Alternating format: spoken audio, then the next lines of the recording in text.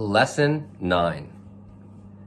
This is supposed to be an enlightened age, but you wouldn't think so if you could hear what the average man thinks of the average woman. Women won their independence years ago. After a long, bitter struggle, they now enjoy the same educational opportunities as men in most parts of the world. They have proved repeatedly that they are equal and often superior to men in almost every field. The hard-fought battle for recognition has been won, but it is by no means over. It is men, not women, who still carry on the war of the sexes because their attitude remains basically hostile. Even in the most progressive societies, women continue to be regarded as second-rate citizens. To hear some men talk, you'd think that women belong to a different species. On the surface, the comments made by men about women's abilities seem lighthearted. The same old jokes about women drivers are repeated every day.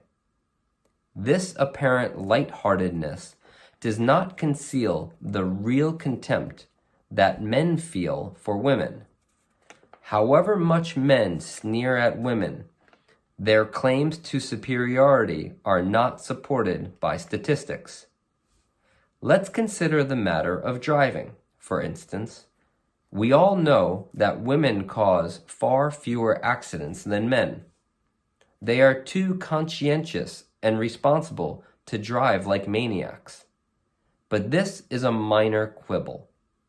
Women have succeeded in any job you care to name. As politicians, soldiers, doctors, factory hands, university professors, farmers, company directors, lawyers, bus conductors, scientists, and presidents of countries, they have often put men to shame. And we must remember that they frequently succeed brilliantly in all these fields in addition to bearing and rearing children. Yet men go on maintaining the fiction that there are many jobs women can't do.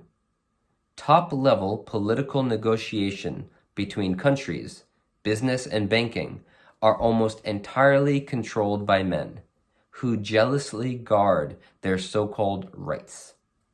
This situation is ridiculous. The arguments that men put forward to exclude women from these fields are all too familiar.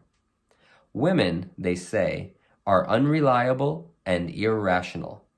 They depend too little on cool reasoning and too much on intuition and instinct to arrive at decisions.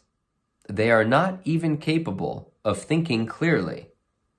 Yet when women prove their abilities, men refuse to acknowledge them and give them their due. So much for a man's ability to think clearly.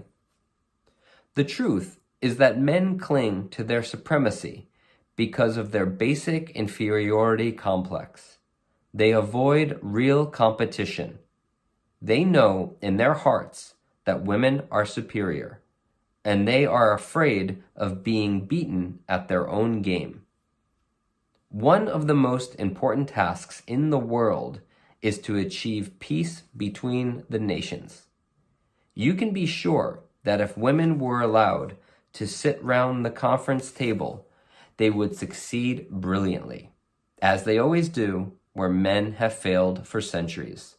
Some things are too important to be left to men.